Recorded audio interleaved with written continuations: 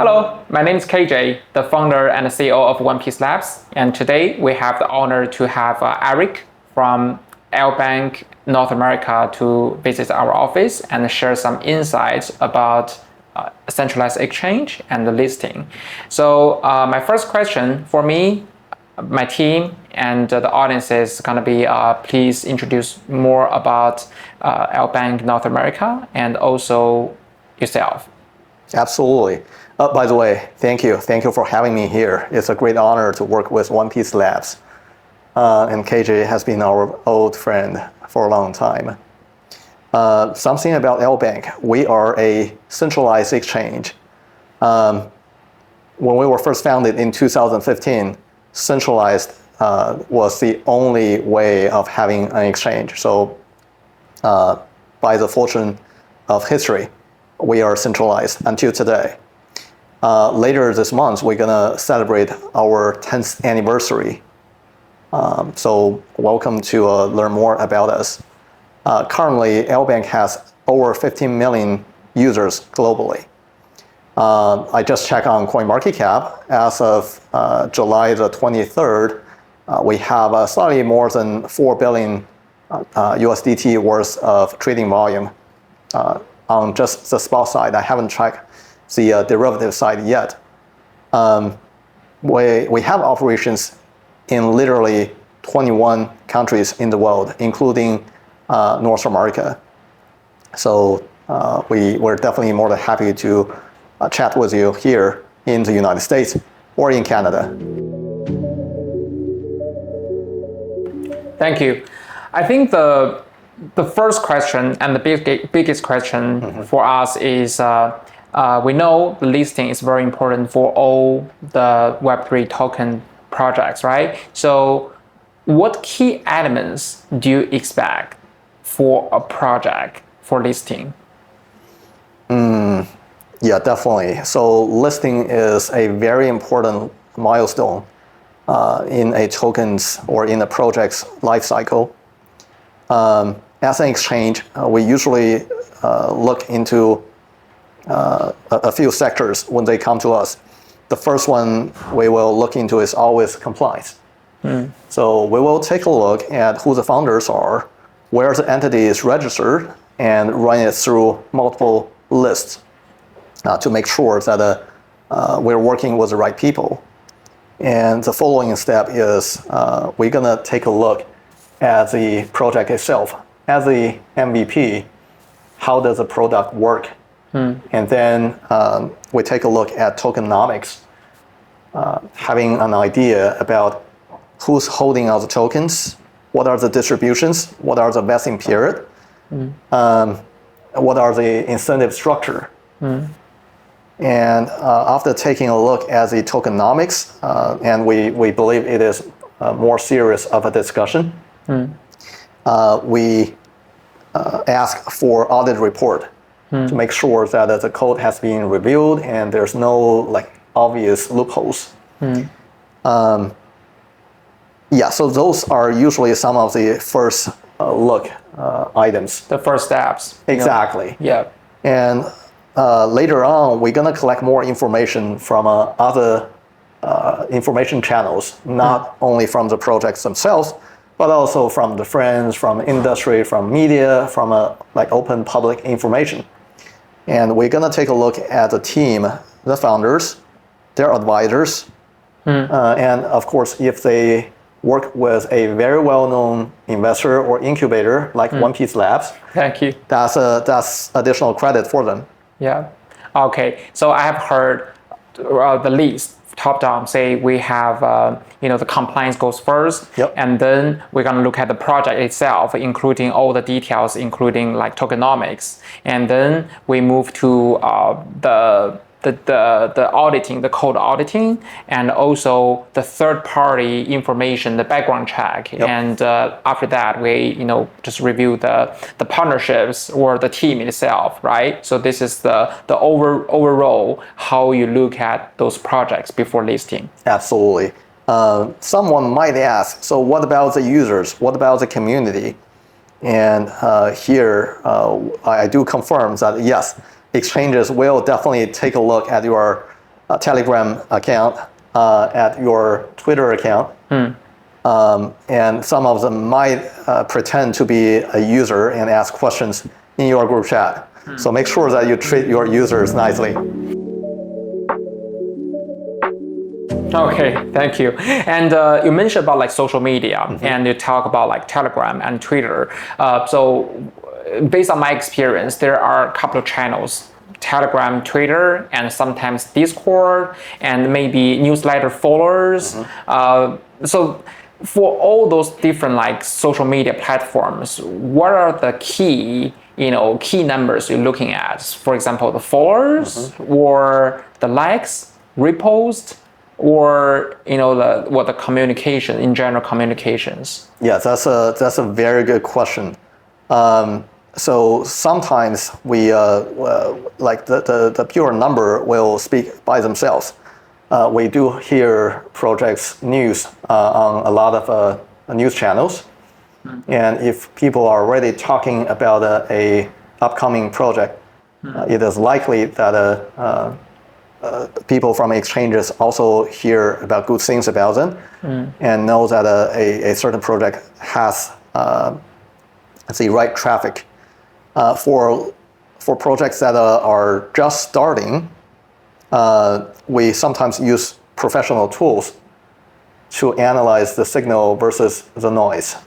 So there are tools like Luna Crush that will help us to distinguish between right volume versus sometimes we understand that there are potentially some people who make fake volume. The fake followers, right? Exactly. Yeah. And we do want to tell the good ones from a. You want to see. You want to find out the true and authentic followers and believers from the community, not just somebody just like the fake likes. Exactly. Yeah. Exactly. And sometimes signal is more important than the pure number. Right. So yes, like repost matters, comments matter, but the interaction, especially the organic ones, take the greatest credit. Okay, awesome. Thank you. So this question actually for the projects is going to list, say, within 3 weeks, 4 weeks, they will get prepared, on the things you just mentioned. Yeah. And what about give some like suggestions and tips for the projects are preparing for listing within 6 months or even within like 12 months. So how should they get prepared for the things you just mentioned? Yep.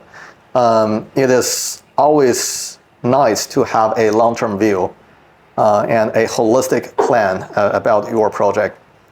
And to KJ's point, don't think about it like 3 weeks before listing. Think about it months before listing. How many months usually?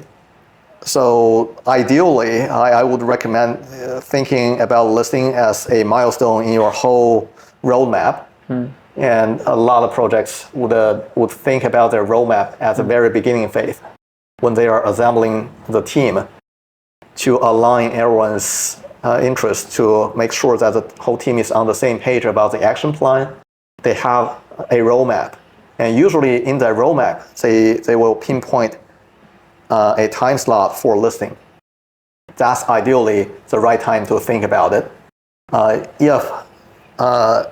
I understand that sometimes projects don't think about listing until until they have an MVP or something like that, right? Ideally, you can start thinking about listing, say, half a year before the actual listing. Here are the few things that as a founder, you might want to consider. The first one is, where is your legal entity? For some jurisdictions, it might take a few weeks for you to make everything lined up for registration. So prepare early and don't let it stop you from hitting the next milestones. So better start early to register an entity. It could be a DAO, it could be an LLC, it could be a C Corp. like maybe it is registered in this country over others, but make sure that you think about this step. Don't wait until the last minute and say, we're a DAO, there's no entity. That could be a disadvantage for you. Always compliance goes first, right? Yeah. Correct, absolutely. And the second thing you might want to consider months earlier is your tokenomic design. At exchanges, we usually advise projects to think about listing as one step, not the last step. So listing is not the finish line. Instead, it is the beginning of a new period. So it is always nice to think about listing in the tokenomics design, how you would like to engage and encourage your early adopters. And after listing, when there is real liquidity to your token, how do you encourage or incentivize people to keep on holding your token and attract more users to use it? These are two very different periods. So you need to design your tokenomics in the right way with the listing in mind.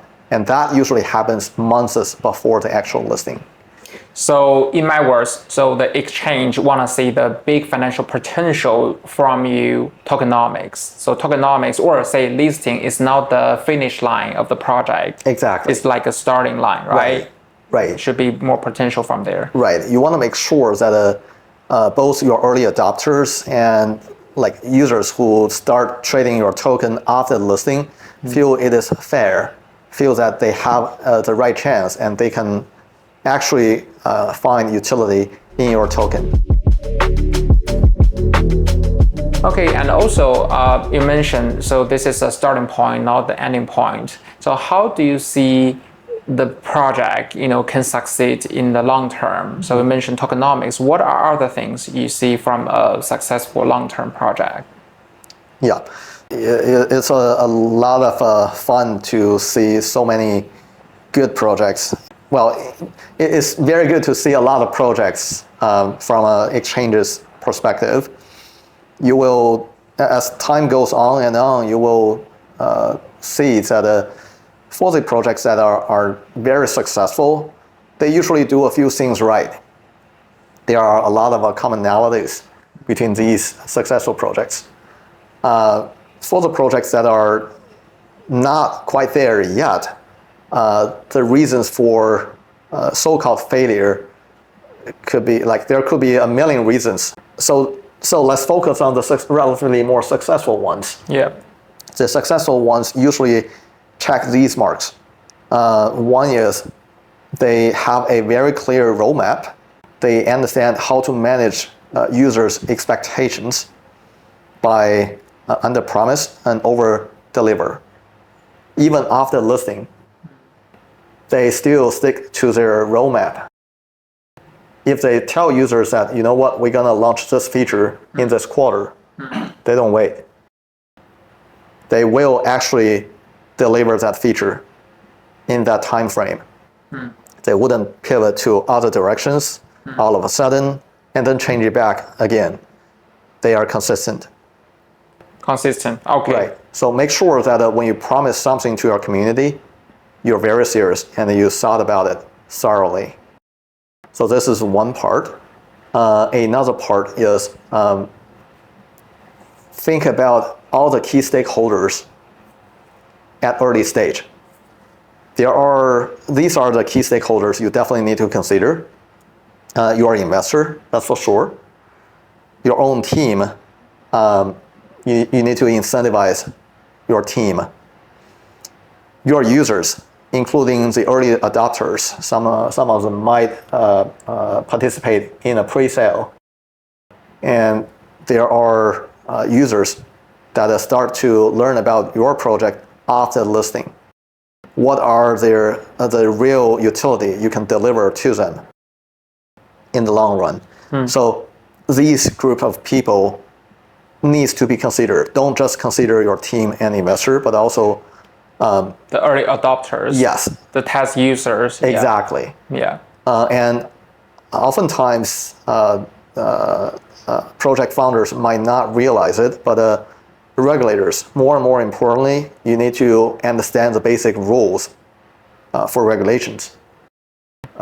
So usually the projects that are successful over the long run, they have those 5 key stakeholders in mind. Okay, that's great. So along with the healthy, the tokenomics and also the early adopters and stick with the, the milestone, right? So don't do like crazy pivoting and always deliver what you promise. Those things gonna, help a project do a long run, right? Absolutely. And I understand that a lot of people would emphasize on marketing. Yes, marketing is definitely very important, and a lot of successful projects did a phenomenal job in branding. In terms of marketing, like again, think from those 5 key stakeholders standpoint. Think about what matters to them, what makes them feel excited or interested, and even encourage them to participate in your marketing plan. Some of the most successful projects that we've seen reflect their users' feedback quickly in a very creative way, and users reward them with very good results. Also, I would say that you want to talk with the listing team to prepare for the things that you haven't considered. One thing that we noticed that were omitted by a lot of founders is market making. Listing, by its nature, it means putting your token onto an exchange and make it tradable. Yeah.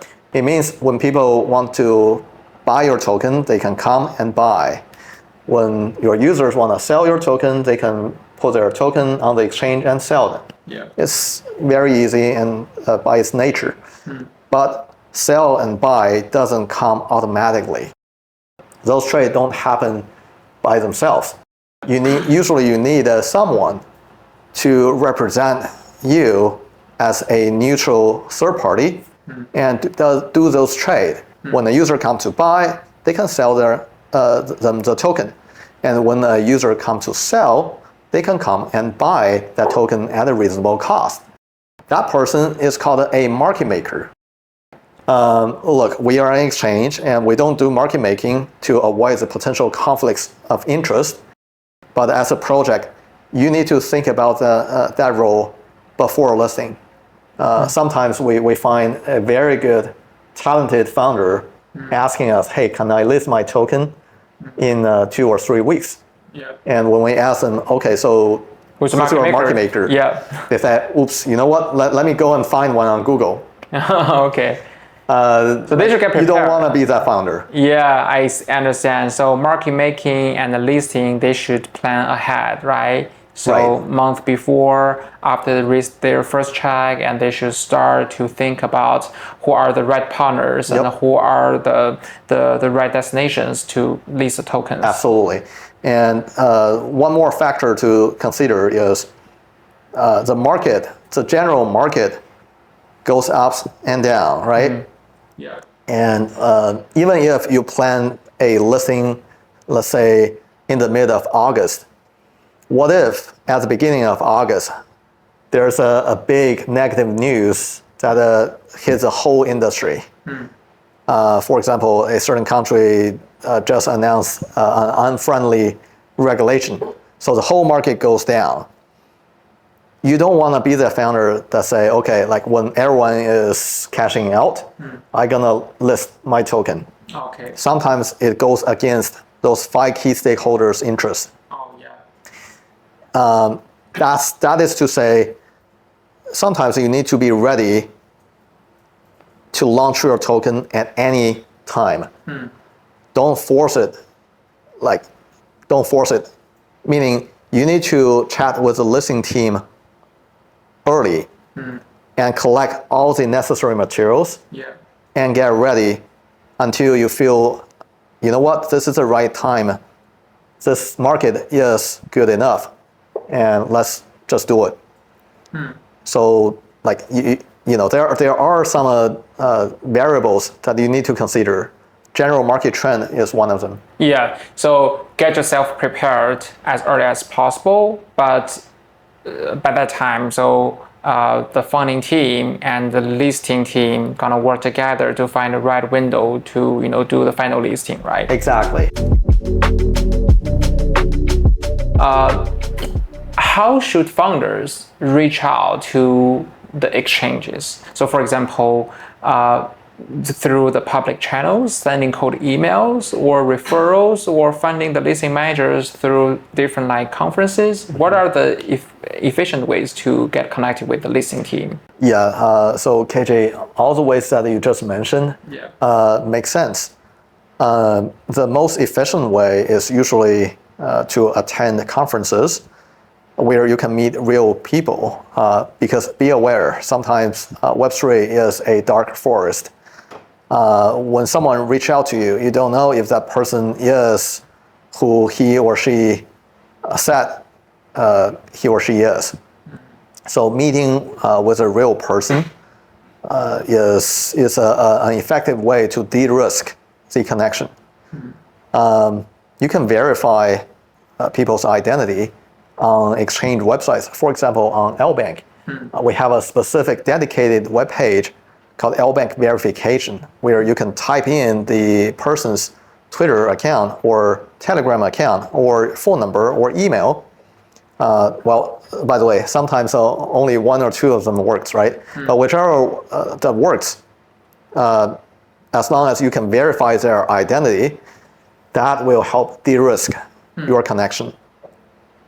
Also, a very effective way is to go through trusted referrals, and One Piece Labs is obviously one of them. We really enjoy working with One Piece Labs, and because not only because of the brand, but also because people who work here are real knowledgeable people who are doing great things.